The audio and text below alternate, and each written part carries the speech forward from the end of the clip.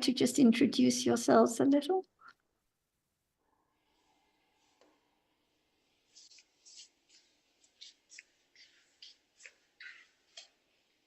Yes, Namaste everyone. Namaste everyone. My name is Sohan. I am from Nepal.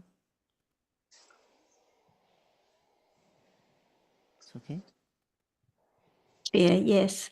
And was it your first time listening to the Dharma when Ajahn visited Nepal, or had you been studying and listening before, Sohan? My first time in Nepal, in Bhairua, with Ajahn. Sarah, actually, Sohan have been joining us in Thai Hindi discussion for some time already as well. Yes. Sarah, we can't hear your voice. The first. So, Sohan, the first time that you met Ajahn after joining the discussions before, I think, then? Already in Nepal. Yes. Good. Okay. And what was the main topic of your discussions? Was it about this moment? Hello?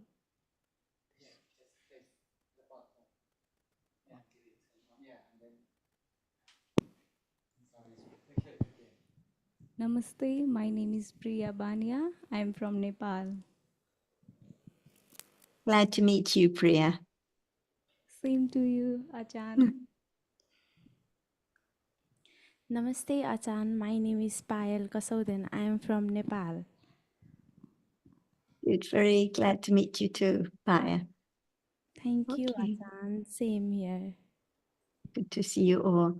And Ajahn, we're glad to see Lucas joining us today as well.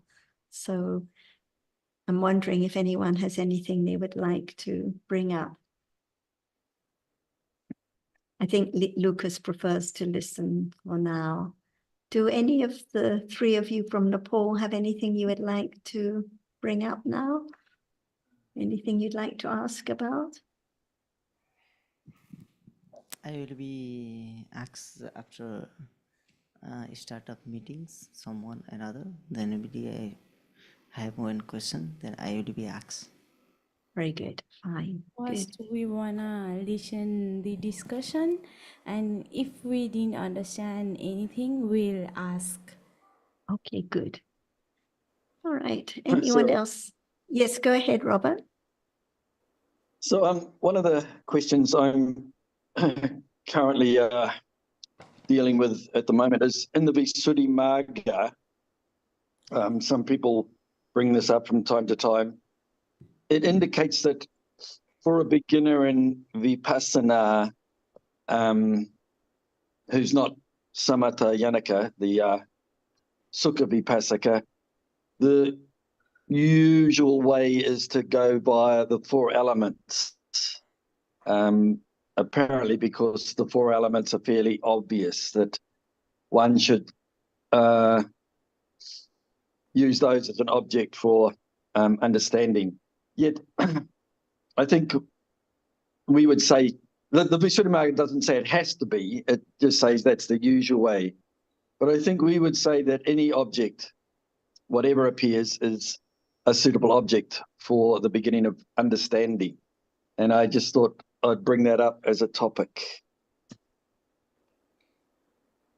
I think it's also a good example before Ajahn says more about how whatever we read in the Visuddhimagga or any of the texts has to be read in the light of Sabbe Dhamma Anatta, as your little girl could tell us.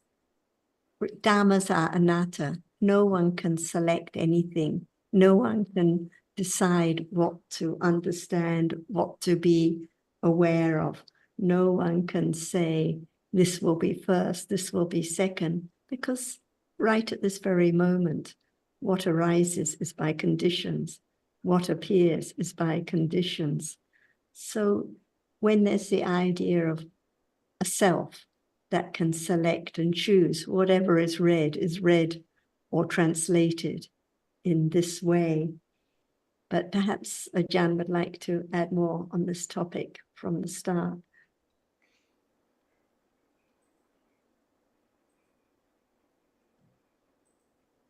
No one at all. At all. So at moment of thinking about this first or that is last, is it someone? Or it is conditioned, no expectation at all. What would be the next moment? Even that. That's why I don't care about the past and the future, because when one keeps on thinking about the past or the future, which should be first and on, at that moment it's not the understanding of what is there right now at all. And it's gone.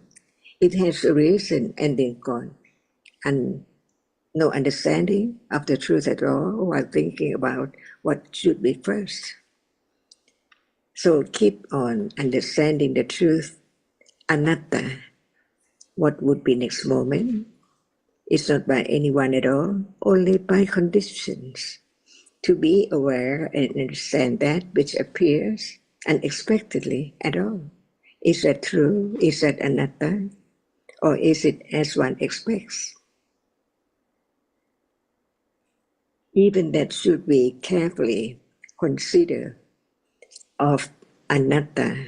What is there is conditioned already. So future hasn't come yet.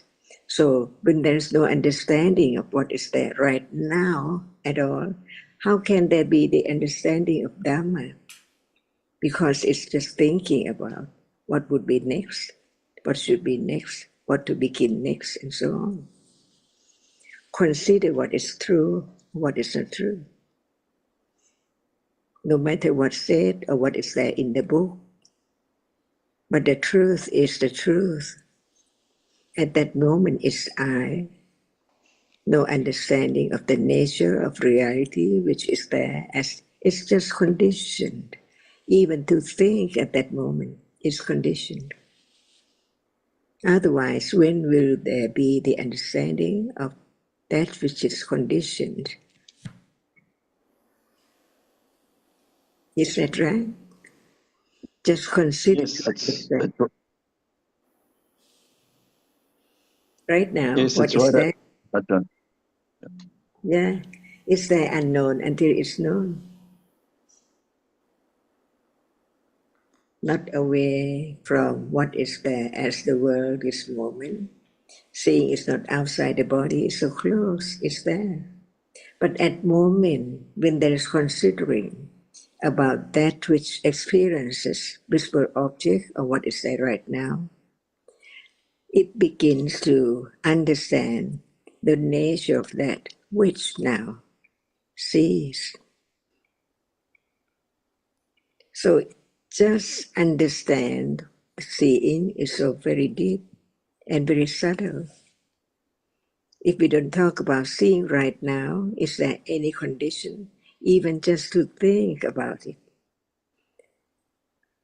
And understanding the nature of it needs more careful considering of anatta as parami, patient. It's there, unknown, eons and eons ago. Even right now, if we don't talk about it again and again and again, we keep on thinking about that which is seen all day or in all one's life. The truth is the truth. Seeing is there.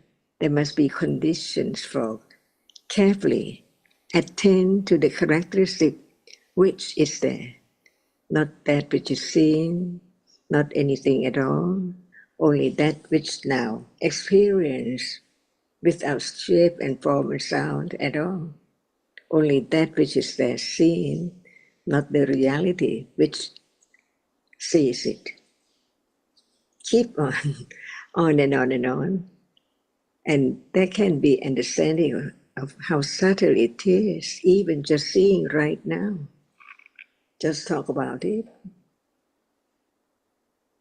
That's why the nature of Nama, the nature of Rupa, does not appear clear at all until more understanding about the truth is the only way, the only path. Developing understanding little by little It's there, but it's not that which is seen.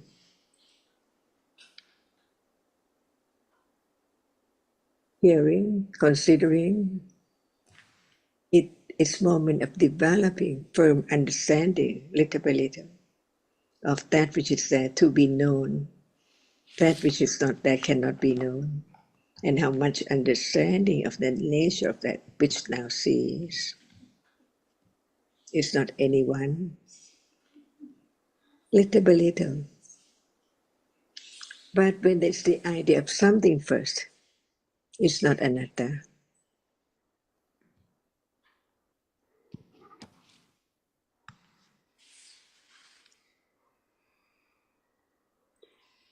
Robert, so what Sarah and what Achan have said is very helpful in that I think we all have the tendency to, find a shortcut, or we read something like in the Visuddhimagga, we are thinking, oh, maybe that's where we have to start, etc., etc. This self is always coming in and wanting and ignorance. So we have to be careful.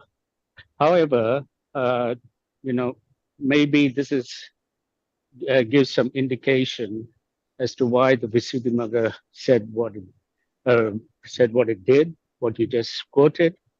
This morning in the Thai Hindi discussions, we were talking about seeing, and the question was, at this moment, what appears?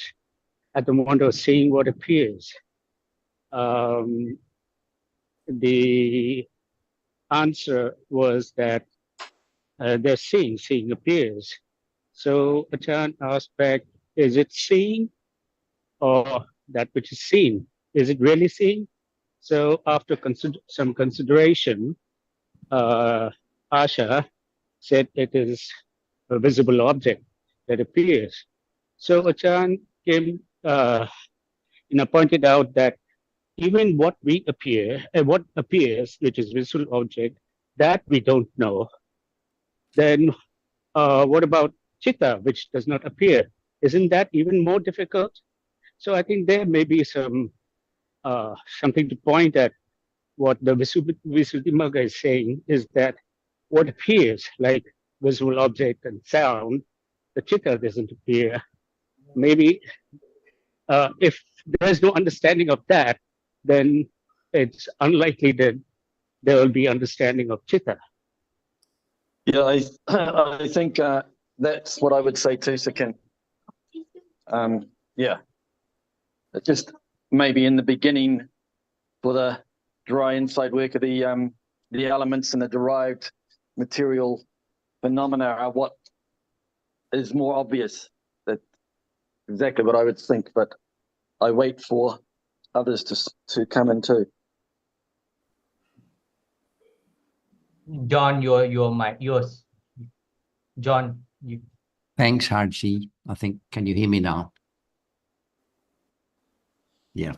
When the Buddha spoke in the suttas about understanding things, he usually did so without discriminating individual realities that were to be understood. Whenever he talked about the khandhas, the dhatus, the ayatanas, and so forth, generally they encompass all realities. And as far as we know, I think we all accept that the Buddha didn't give a priority as to which realities should be understood first. So I think the question is whether one's interest is in understanding the teachings as they are, or just in having more understanding and wanting to know how that can best or most quickly be done.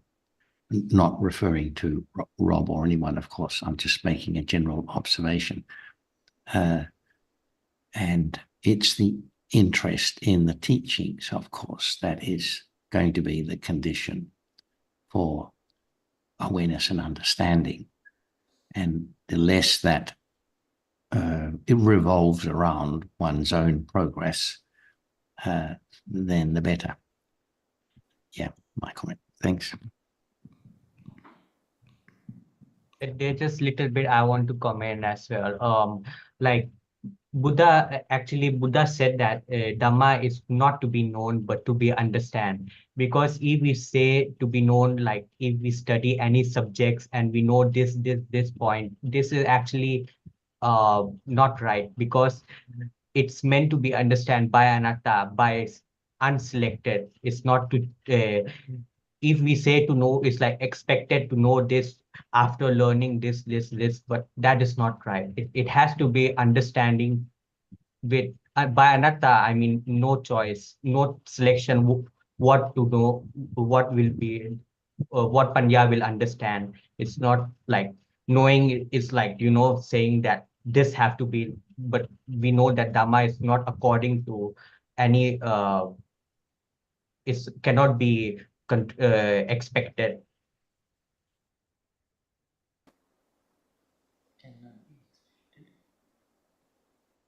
And Rob, the passage you've posted on the message section, you could paraphrase as saying that statistically,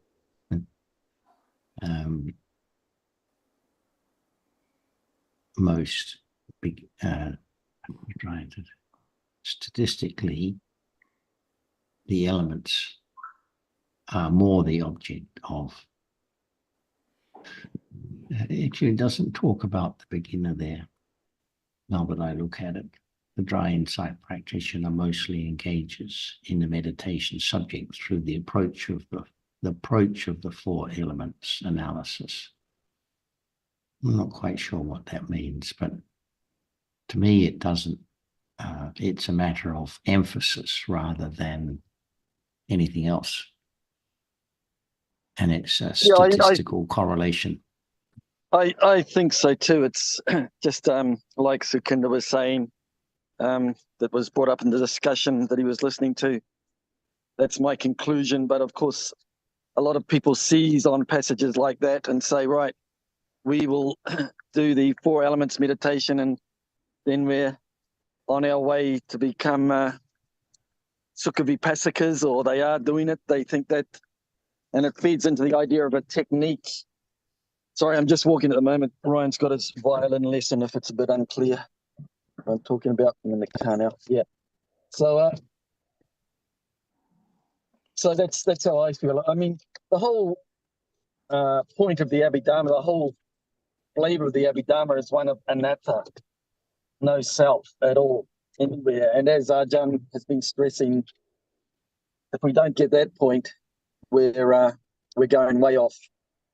And I mean, people just look at the little passages like that, and because they feel that they should be able to do something, they take up those passages and use it as a meditation guide, which is obviously the wrong way to go about things.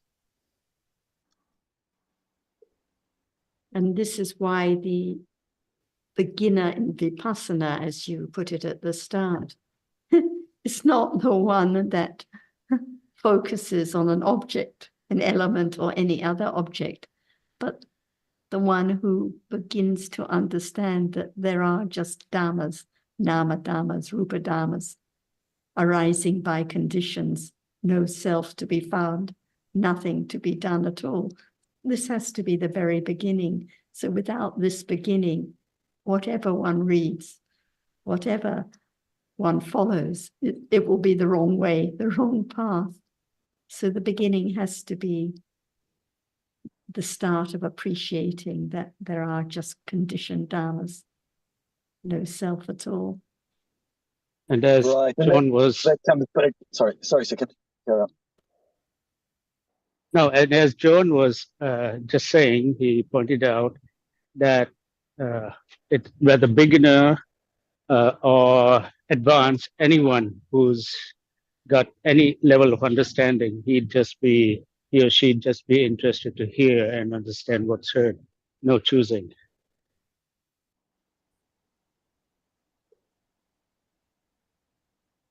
I think also one other small technical point, Robert, is that when we read about the four elements, usually it refers to the four primary rupas and all those that are conditioned by them. So rupas are usually more obvious. So as we've said, visible object is usually more apparent than Yes. seeing. Yes, so Hardness actually, is more apparent than the chitta, which I have got another experiences. quote I was going to put into chat on just that point.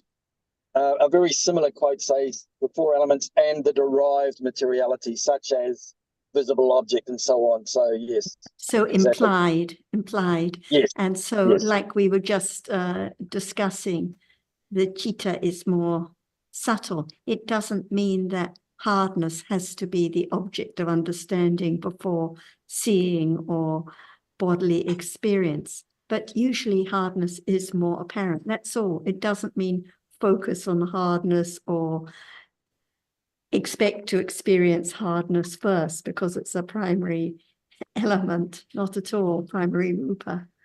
But as you say, I think all rupas derived are implied, but what is apparent now, what appears in daily life by conditions, that's all. So whatever we read is deep and subtle, but has to be understood as anatta, no one to do anything. Otherwise, there's not even the beginning of understanding.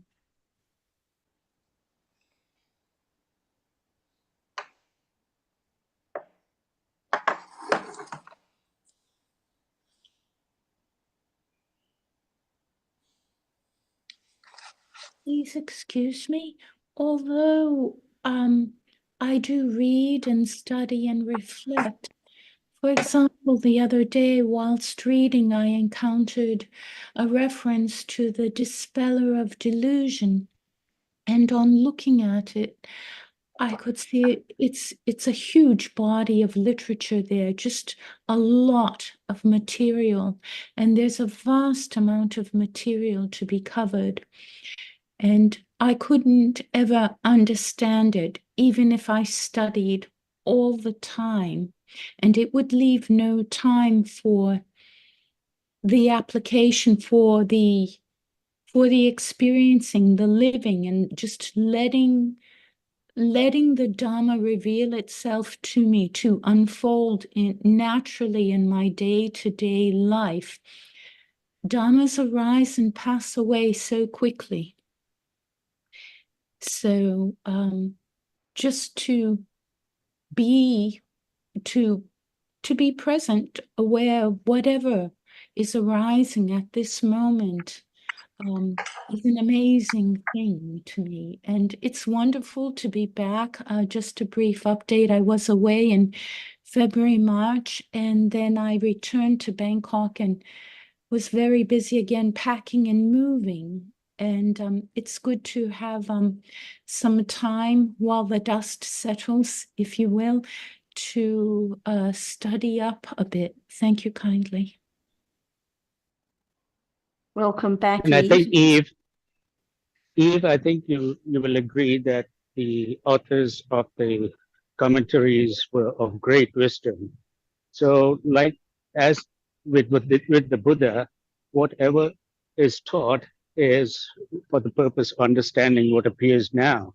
So it would be missing the point to try to read the dispeller of illusion with the idea of wanting to gain information and miss the point of understanding what appears now, right? Yes. Well said. And I liked what you commented some weeks ago, sticks with me, how you stated drop by drop. I love that. Thank you. I feel reassured, and the temperature here today is over 40 degrees, and virya and applying oneself to listening in the effort is a fruitful thing to do. Thank you for your encouragement and support.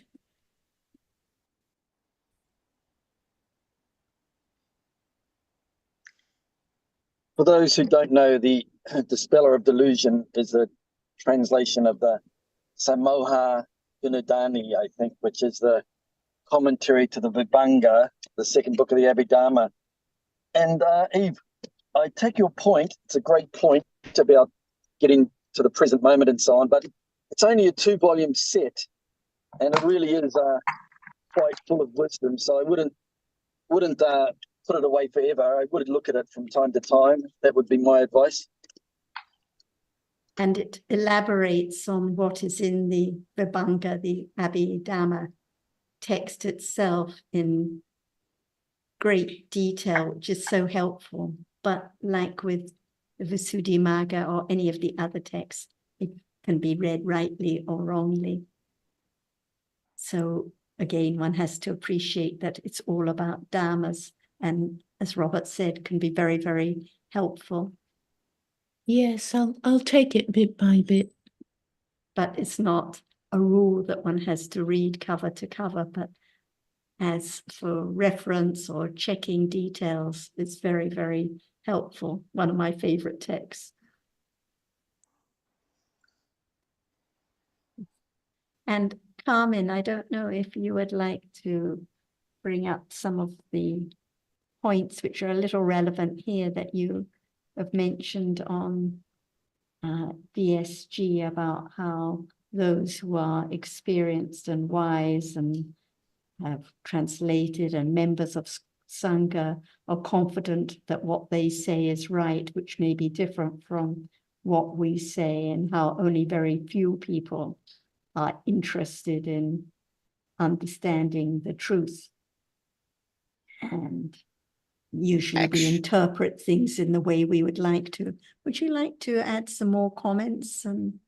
No, actually, it's for the same. It is the same for the discussion we have this morning or afternoon, and I'm still at this moment thinking, of course, but yeah, I don't know. People come to different conclusions, and that is still what is. And it's not about anatta. It's not they come to different conclusions about anattanas, but they come to different conclusions about what is the right and wrong path. And so, yeah, that's still interesting me. And yeah, but nothing to add to that. Nothing to add. I agree with you. People read the same text, they come to different conclusions, like the passage Robert quoted. And that's why the test is never going to be what this teacher or that teacher says or is confident is true, but it has to be one's own understanding. Or exactly. It has to come back to one's own testing of what is truth now. Like now, yeah, and I still do not see the difference between meditating and studying, because in both cases there is an I that wants to know something or want to understand or want to realize something. So that is not convincing to me why one way is better than the other way, and why one way is the wrong path and the other is the right path. I still think, but I'm repeating myself, I still think it is about the one that is doing whatever. It doesn't matter. If there's understanding, there's understanding. If there's not, there's not. And it doesn't matter if you're meditating or studying or listening to discussions or doing daily stuff. It's the one that is the one, but it's the panya that arises or does not arise, yeah. So it comes to the same conclusion. I think when there is understanding, it's right path. When there's not understanding, it's wrong path. Carmen, what are the conditions for understanding, though? That's what we need to understand. What are the conditions for understanding, for wisdom to appear? Panya. Yeah, what are the conditions for panya? To arise? Yes. I think it's accumulation. Well, they talk about pubekata punyata in the text, which we can call accumulation of merit. Yes, that is one of the conditions. What are the other conditions? You can tell me. Well, the other conditions are hearing from another, which basically is the Buddha. In other words, study of the text, study of what the Buddha and his great disciples said. So those are the two, and considering those words. So those are the conditions for wisdom. Okay? Yeah, but so that is why I don't think that considering is only the thinking. And for me, here it is too much on the cognitive process. I think considering is also a process of observing, and you can call it meditating, you can call it whatever you want, but observing moment after moment arising and falling away. And yeah, I think for me, it's the emphasis is too much on the cognitive process of knowing, as Haji, I guess he said, what the Buddha has said, it's understanding instead of knowing. And I feel sometimes that we are so much emphasizing on the knowing. And for me, observing as part of, how do you say that? I forgot the word.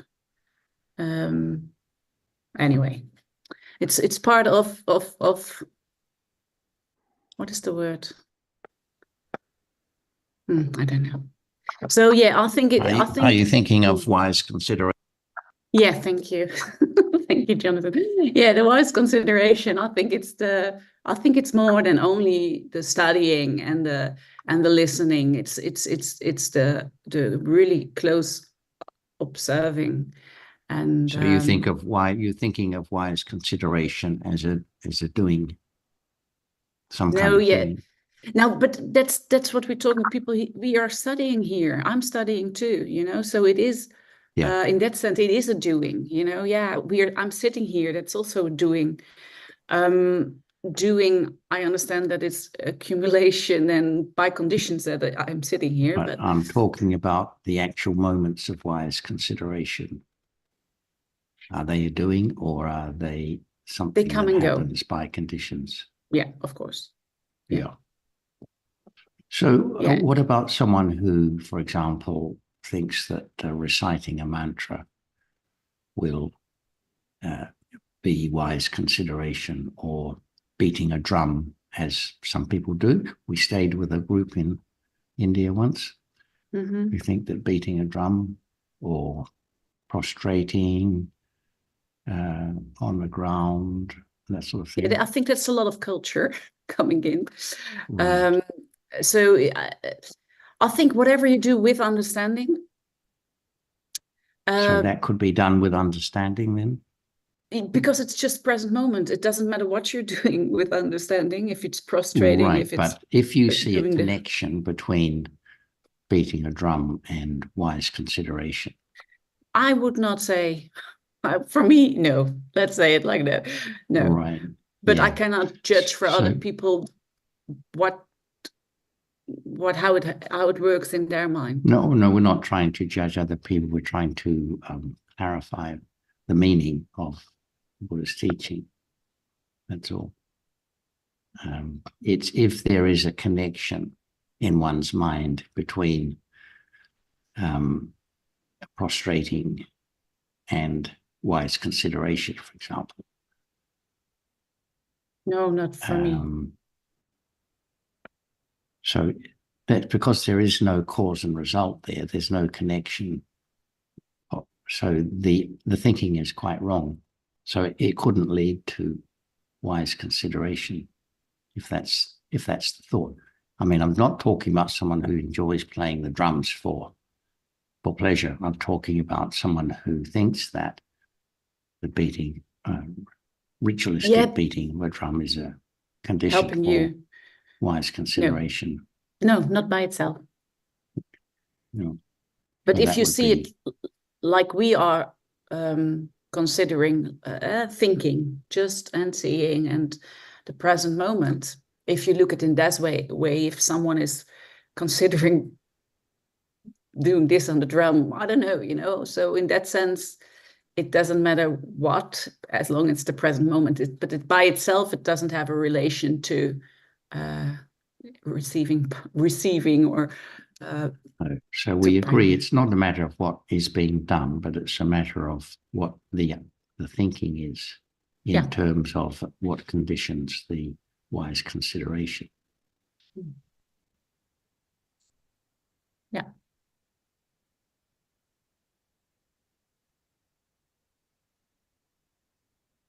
Am I dismissed? I can say something more, Carmen, related to what you and John are talking about here. I mean, I think wise consideration, listening to the Buddha's words, considering them in a thinking way, you know, verbally, and applying them as seen if they relate to daily life. And that can be lead right up from just thinking in a very sort of vague way about what's appearing now, right up to direct satipatthana. I mean, that's what wise consideration probably means. So, of course, there has to be eventually satipatthana. There has to be direct understanding of whatever is appearing. But if we neglect the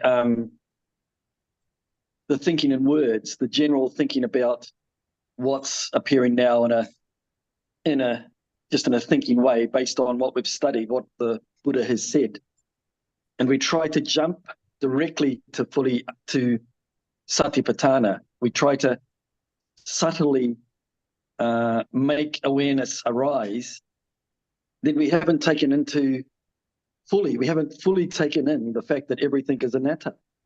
Like we were saying earlier, that things only arise by condition, and panya arises by conditions. But isn't that the same for studying? If we go and sit down and take a book, and I do myself, so don't get me wrong, you know, I get and sit and read Abhidhamma book or sutta. Isn't that the same, that we force to gain something, you know, that there's an I that gains something to do something, to achieve something. Well, no doubt there can be. It could be that way, but that is still one of the conditions. If it's not done in a gaining way, if it's just with understanding, if our understanding arises because it's one of the conditions, then it's not done in that way. But with the example you and John have been talking about beating drums, if someone thinks, well, if I beat the drums again and again sufficiently and concentrate on that beating, that is one of the conditions, then you're going wrong. But learning what the Buddha said is not going wrong, although it can be done with lopa, of course. So it's not always going to be moments of panya, no question on that. And as we talk about often, there is more lopa than we would wish for, you know, because we are not our ends yet. So there's a lot of defilements in whatever we do and whatever we think. So for me, it's still hard to say that studying and contemplating is the right way, even though it's with a lot of lopa, wrong thinking, wrong view, etc. And be really persistent that meditating or observing the moment or contemplating the moment is wrong path. So for me, that is because everything. Yeah, I'm still repeating myself. So because it's depending on the mind that is, or the realities that are coming with them, in my opinion. But doesn't Abhidhamma, when you read it and think about it, doesn't that tend towards anatta? Doesn't it tend towards the conclusion finally that there's no one there? Doesn't it support that? Of course. But of course, and that's the same for, I would say, for meditating, that you come to that conclusion when you do that you see, you know, that there is no I, there is no, etc. So So you Yeah. see a connection between meditating and what? Wise consideration or observing realities? Yes, and I don't mean like meditation, like going to a meditation center, force yourself on the cushion for a certain amount of hours, etc. Likewise, the same with studying, force yourself to study 8 hours a day and to get through cover to cover to each book.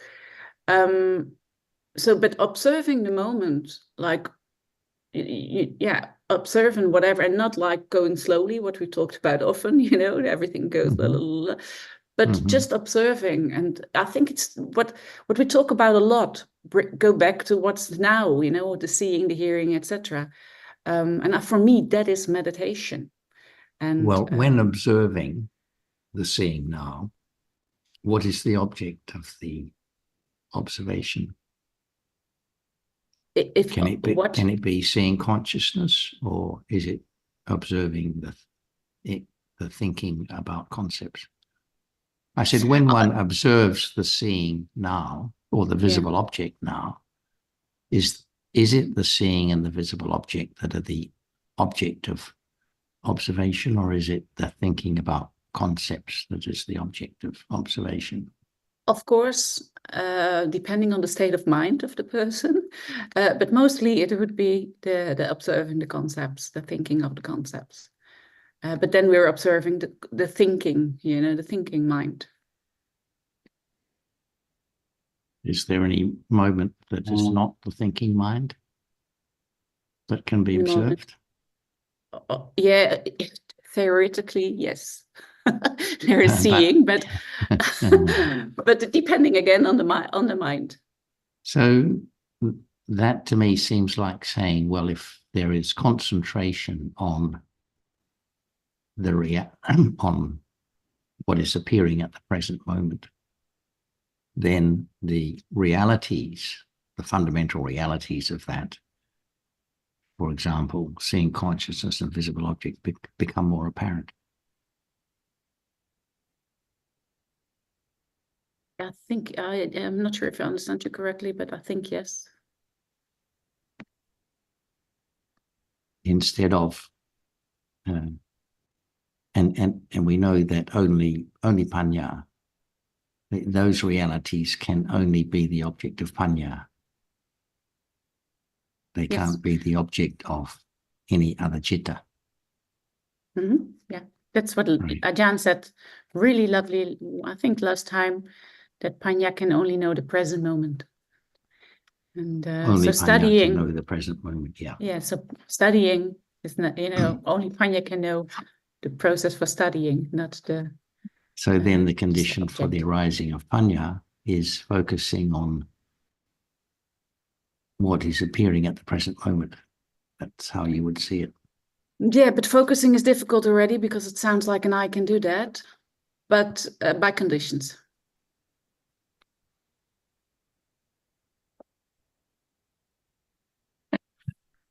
Right. Thanks, Carmen. You think now like, oh, okay, I give up on her. No, not at all. Just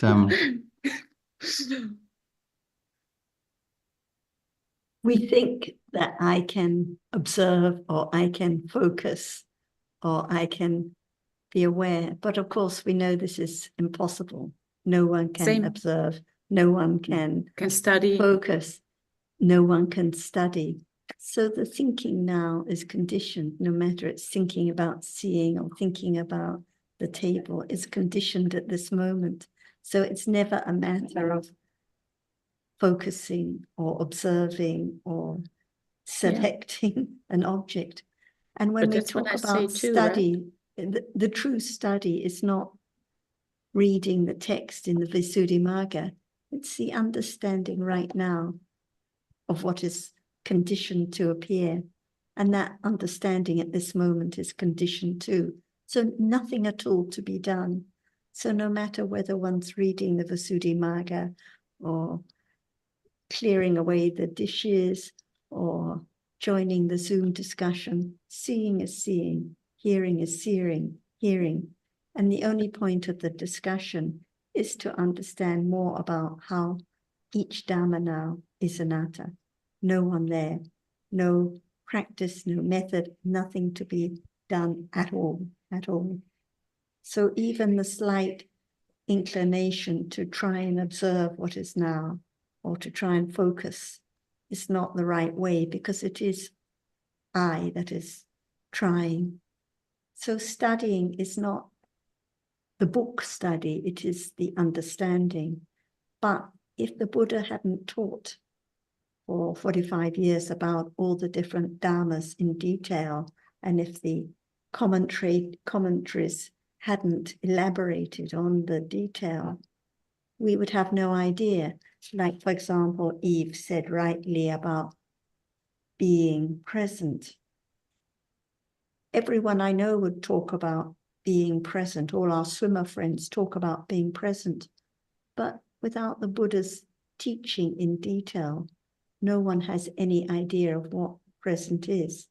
If we hadn't heard, listened, considered, read in detail in the Samoha Vinodani or somewhere else, no idea at all about seeing now, what is seen now, about different elements, dhatus and derived elements. So without this detail, whatever is experienced, whatever is present now is taken for something.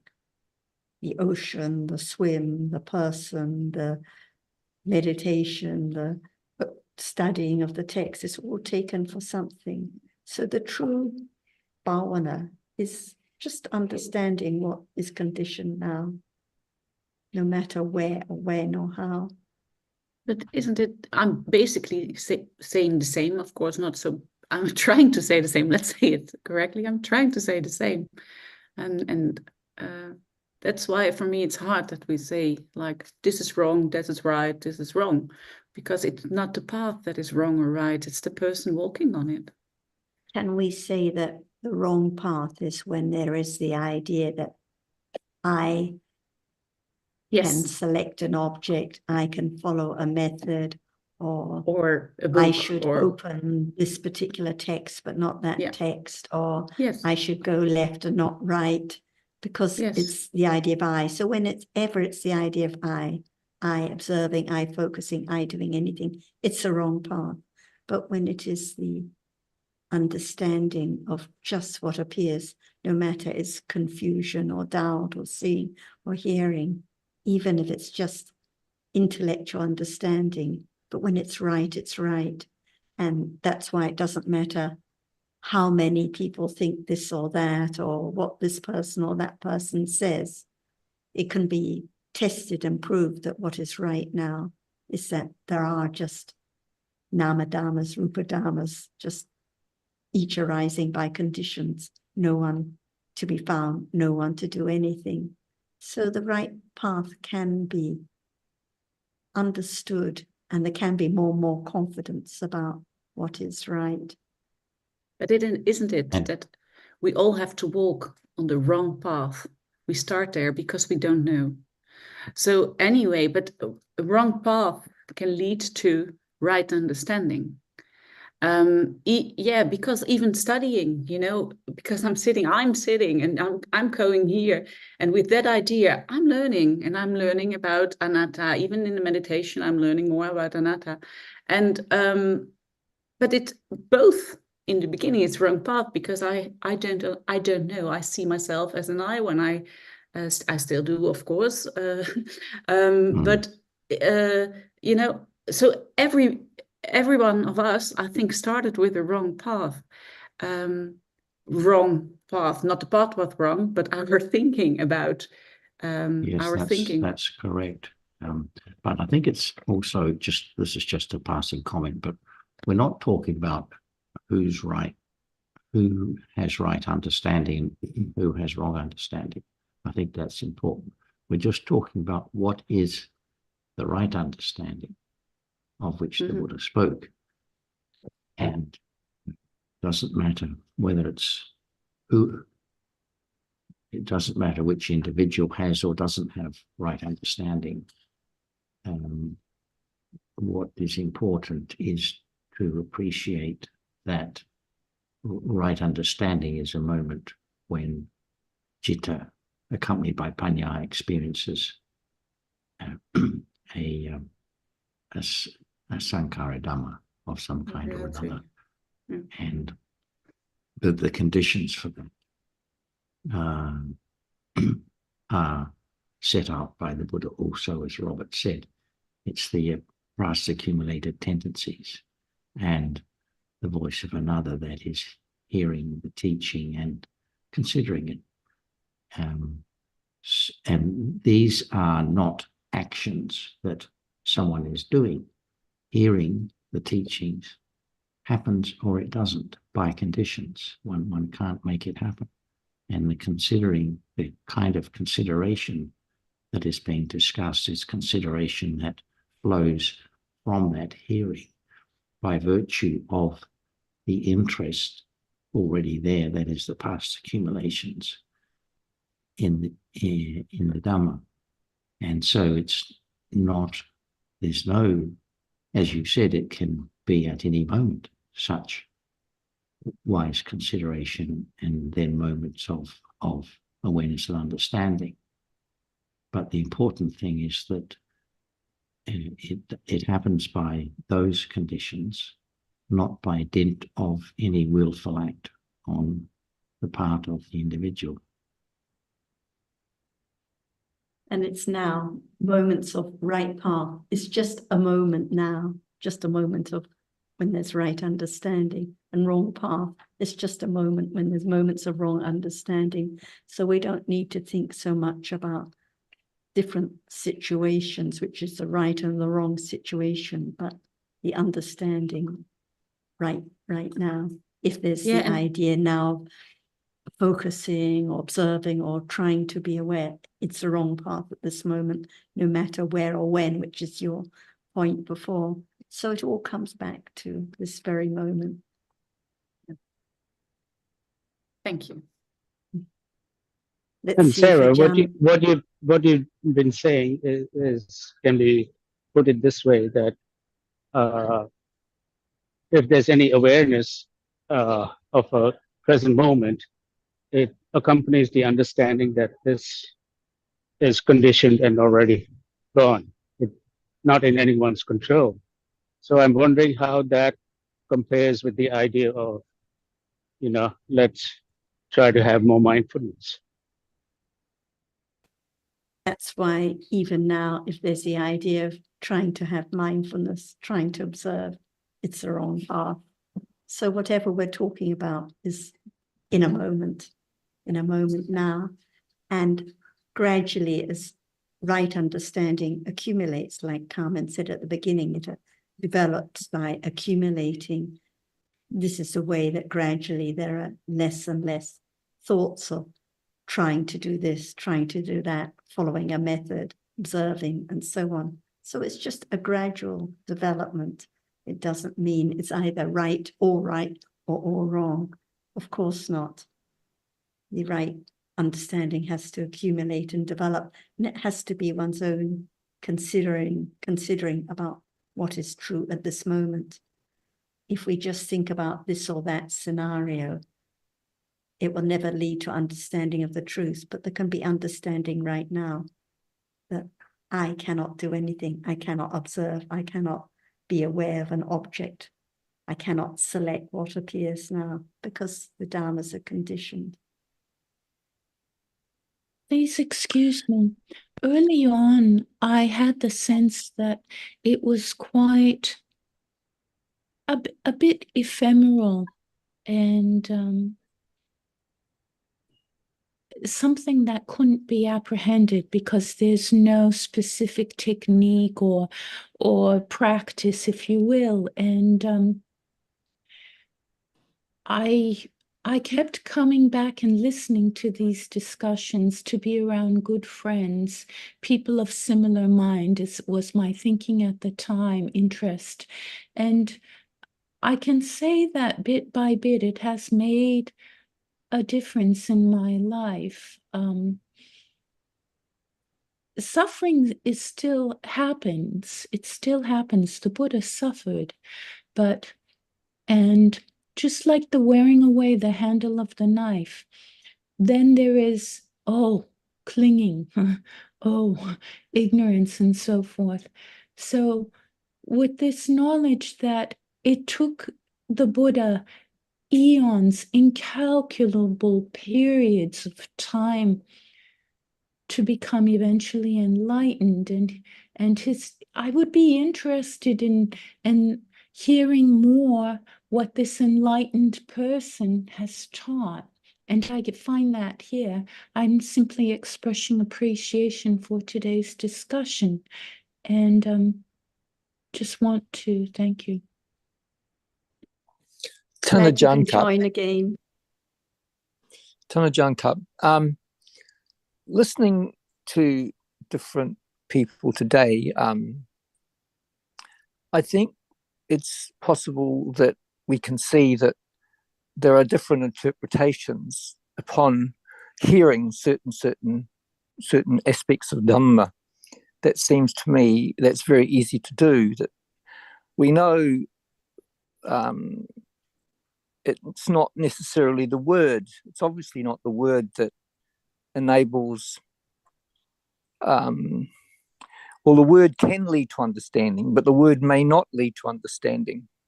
What are the distinguishing factors, do you think, Tanajan Cup, that lead to a better understanding? And what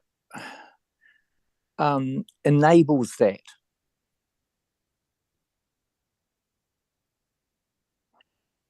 We live without any understanding of this moment before hearing some word about it.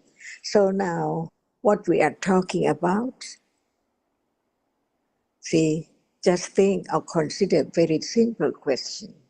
What we are talking about now? Well, we are talking about Dhamma, or it seems to me that... Just one word at a time for anyone who hasn't heard about it at all. We are talking about Dhamma. Okay, who knows? Without hearing and understanding the meaning, the truth of it. So what is Dhamma? Is it just the word or what? Or we can say... Well, it's not... Sorry, please go ahead, Tanajan.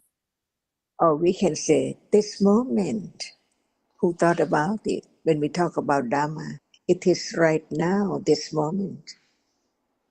Is that right? No matter we know or not. But it is about this moment, from moment to moment, unknown before, that it's gone. As soon as it has reason, it's gone. Begin to hear just one word at a time, to consider the truth. What we are talking about, we are talking about one moment in life. Is that true? Because life exists only in a moment, one moment only. From moment to moment, on and on. Unknown, what is there in a moment, until hearing some word, for example, Dhamma. What is it?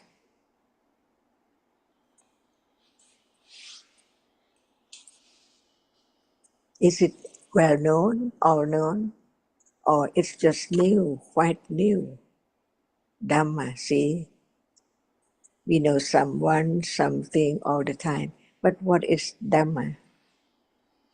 To begin to have confidence of the truth, unshakable, because it's so true. But when there's no understanding enough, there is some idea about Dhamma. But what is it, the nature of Dhamma? Nobody can change because it's a Dhamma. So what is a Dhamma? If it's not now, can it be known? So we are talking about what is there in a moment. No thought about it before. What is there now in a moment? So when there is some idea about what is there in the moment, we can talk about the nature of that, which is there in a moment, little by little, to begin to understand the truth. This moment is there. If it does not arise as something in a moment and fall away, how can there be next moment? So what is a moment? Someone, something, or what is there? Unknown, that it's conditioned to arise because before it arises, it's not there. And when it's there, it has to be conditioned to arise. Oh, no thought about condition yet, but it's there for sure. And why it's there? Because it has a reason. It's there. If it hasn't a reason, how can it be there right now? Is it true? But not understanding yet. What is the nature of that which is there now? We talk about what is there in a moment, now and now and now, different ones. So when we say different moments, different ones, it means that the past moment is not right now and not the future moment. So very short, who knows how short it is. But it's just very short moment, instantly, very, very subtle, because it has risen and gone all the time from moment to moment, different ones, not the same one at all in a moment. Because one moment cannot be two moments in a moment, just one moment at a time. And what is there? It's there all the time, one moment to another moment, but no understanding of what is there in a moment. Even it's there, it's not known.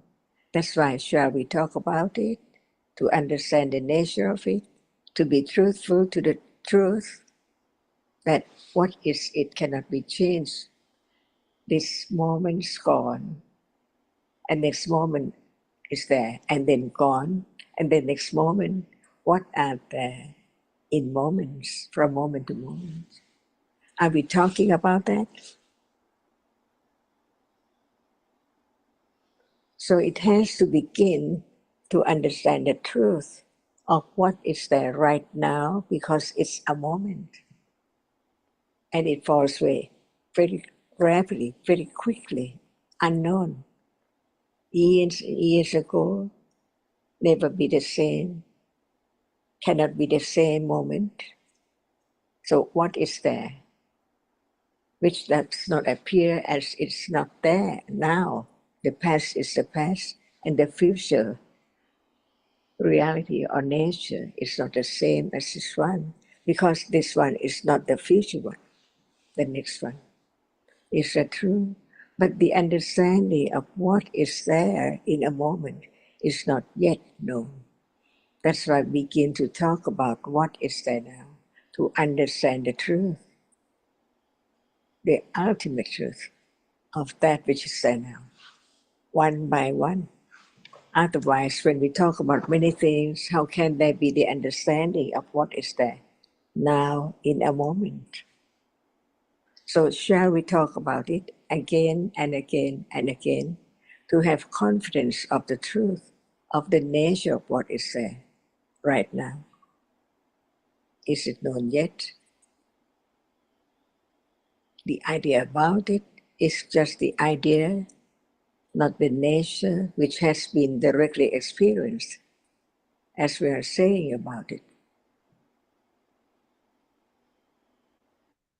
So shall we talk about one moment, because it's life. Without a moment, can there be life? So what is meant by a moment? And what is there we are talking about? Otherwise, there cannot be any understanding of what is there in a moment, from moment to moment at all.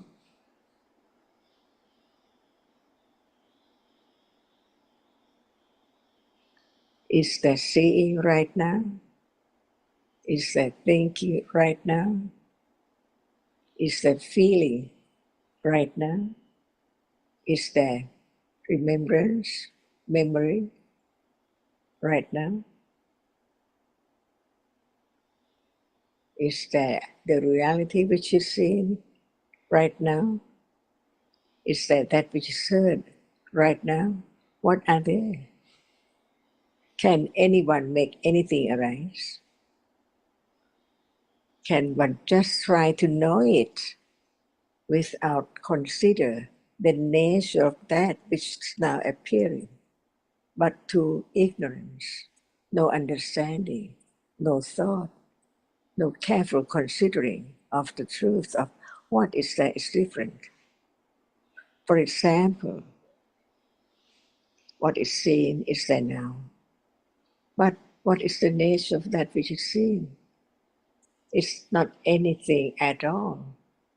It is only a reality which is seen, not anything at all. Is that right? It is not anything. It's only that which is seen. Is that true?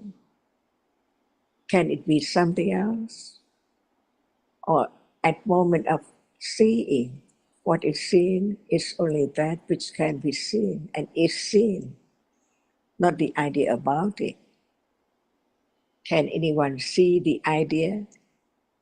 Or what is seen is there seen, but the nature of that which is seen is not known yet because it's so very, very quickly arising and falling away from moment to moment. Is that true? Beginning to understand what is meant by a moment and what is there appearing in a moment. Just one, never be two at all. That's why we learn to understand moment to moment because it's moment of life, the moment of what is there experienced by a reality which experiences it. And we learn to understand different moments in life. The moment of sleeping, the moment of seeing, the moment of thinking, different moments. Is that true? No one at all. So how can the reality in a moment be someone or something? That's why learn to understand the ultimate truth of what is there, to have firm confidence of the truth. Nobody, no one, but there is seeing. Is that right? Seeing arises by conditions. It sees it, the reality which arises to experience the object which impinges on the eyes. Learn to understand what is there, little by little, by conditions. Otherwise, no understanding of the truth of that which is conditioned to arise by many conditions, unknown until it's learned to understand the truth of each reality. What is condition? See, not just only its condition, but what condition it and what is the condition for whatever arises. Different reality, different conditions. Is that true? Not just want to learn the word about it, but to understand the nature, the truth of that which appears. For example, this moment, be truthful to the truth. What appears, that which is seen, so there must be the seeing, which arises and sees that which appears right now.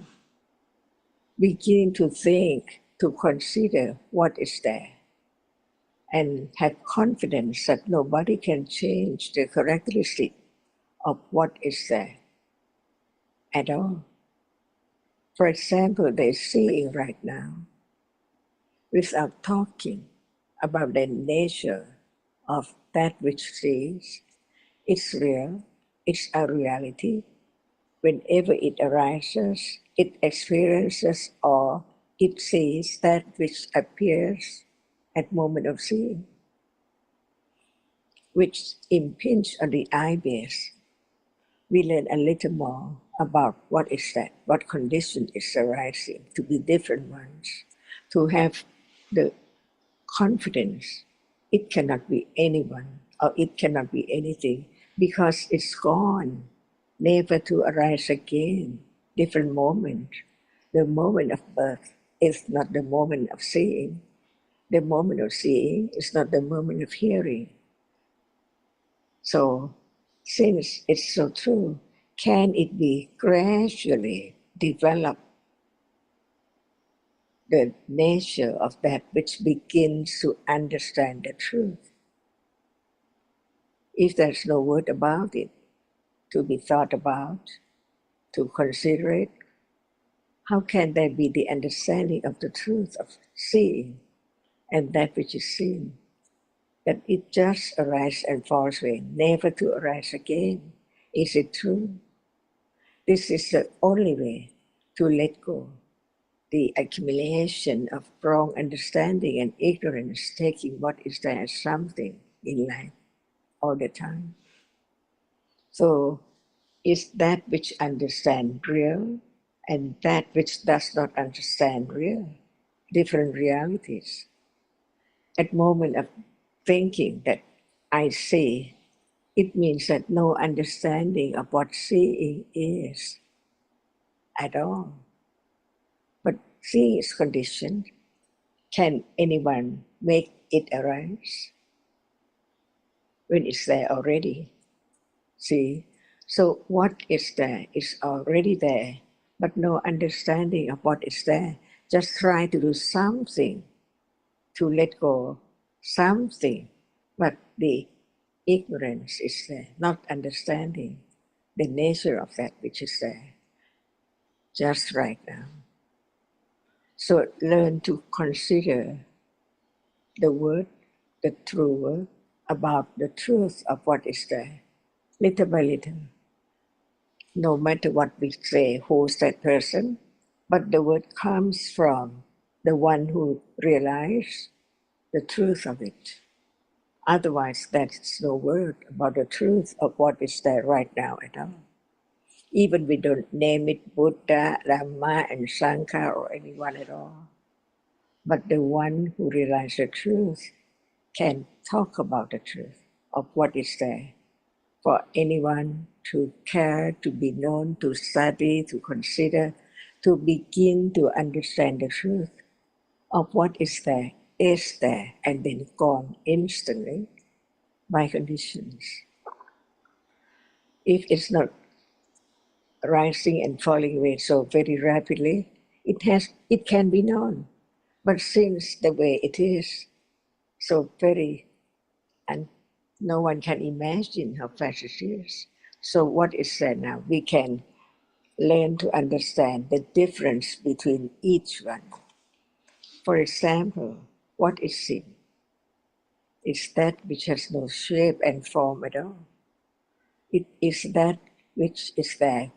No one knows, but the one who knows say that is that which hardness, softness, and a little more about different ones. For example, we see a rose, see, but actually what is seen is there with hardness, without anything which is hard or soft, which can be touched. Can there be only that which is seen? So we learn a little more, word by word, to understand the truth of what we say. For example, visible object, it means that which is seen. So there must be a reality which sees it, which is not the reality which is seen, different ones. Because what is seen or touched or smelled cannot experience anything at all. They are different by conditions too. That's why we learn a little more from the one who realized the truth, to understand, not I or anyone, but understanding develops to understand the truth of what is there now as it is. No one is the truth. What is seen is only that which is seen. Even it's not seen, no one can change its nature. But it does not appear. It appears only when something experiences it. So it appears as that which is seen and then fall away. If that which is seen does not arise at all, how can it be seen? That's why whatever is there is conditioned, and there cannot be any understanding of it if no one realizes the truth of it. So listen to the word of truth about what is there in a moment to learn to understand that the truth is the truth. Seeing is seeing. It's there now sees. It's not hearing. It's not thinking. It's not liking. Learn to understand what we say, Dhamma. What is real is real. It's not anything as we take it as I or someone or something. It's so very subtle. The one who has realized the nature of it, just tell the truth about the nature of it for the others to consider, to understand that it's true or not. For example, seeing is a reality which sees, which means it experiences. Whenever it arises, it experiences what is there appearing as sight or sound or smell or taste or hardness and softness, and can think about it. What is there? Thinking is not that which arises and cannot experience anything, but it experiences what is there, which appears. The visible object, the sound, the smell, the taste, the touch, and the object of thinking. Thinking of what? If there's no reality which experiences arise to experience what is there by conditions, because thinking is not seeing and seeing is not hearing by conditions. No one there at all. This is the beginning to understand and let go wrong understanding, taking what is there as permanent reality, even just a moment, short moment, but in truth, it's gone. So many sub or split seconds, different ones. Is that true? So learn to understand no matter what appears, feeling, smelling, remembering, on and on and on. So what is there now is that which is real when it's there by conditions, because not anyone who can make it arise at all. In truth, there is no one. Is that real? Is that true? That's all. Learn to understand what the word of truth just pointed to this moment to be understood as Dhamma or reality. What is real? It arises to be different ones, different characteristics, and then gone. Dhamma, conditioned Dhamma, Sankhara Dhamma, arising and falling away. Is it true? Is it what we are talking about? No matter what is there, without that which experiences that object in a moment, there cannot be anything appearing at all. So there must be a reality which arises and experiences what is there each moment. Is that true? When there is intention or will, is it real? Is it conditioned to appear as it is, and then gone? Just have confidence of the truth to develop more understanding until it appears as it we realize has been realized by the one who has realized the truth. Is that true?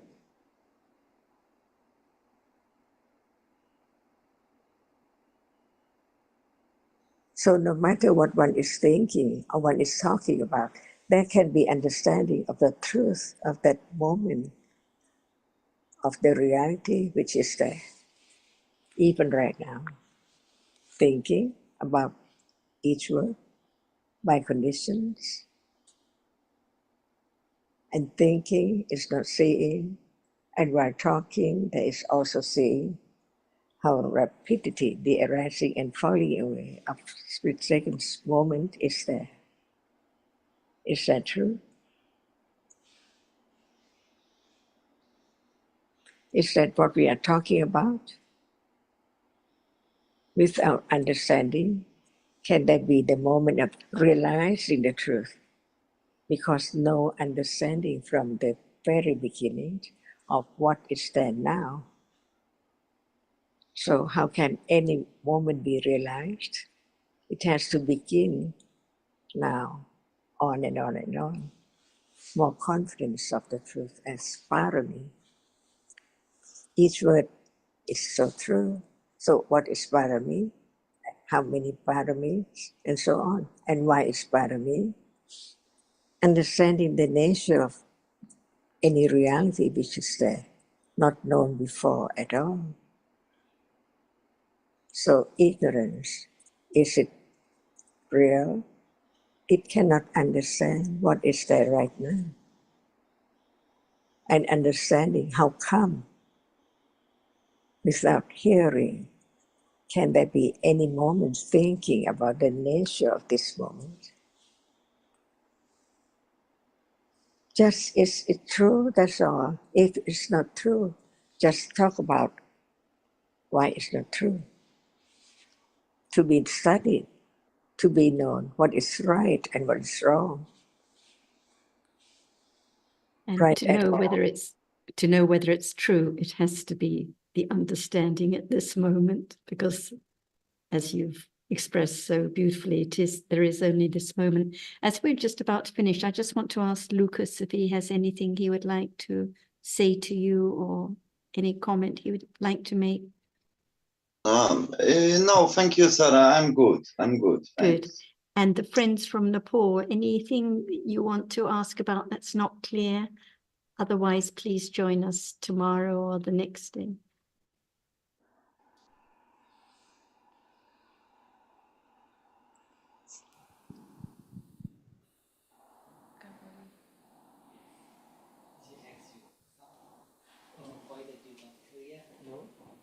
Yes, ma'am.